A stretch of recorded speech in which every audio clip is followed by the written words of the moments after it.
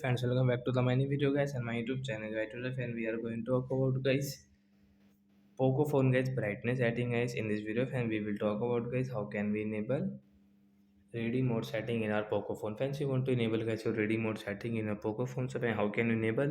Today I will show you in this video guys. So before starting video friend, first of all go and subscribe the channel guys, click the bell icon, like the video. So first of all guys we will on our phone setting, and guys how to enable reading mode setting I will show you. Then guys scroll friends, you can see this type of setting in your Poco phone. So friends, you can see guys your display setting with display and brightness setting guys you can use from here.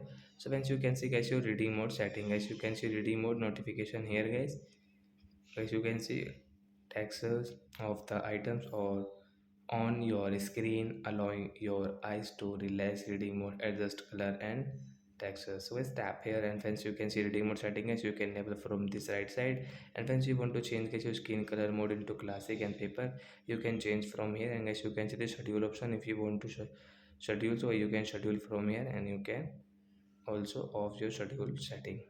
So like that guys we can enable reading mode setting. After enable guys your skin color will little change guys.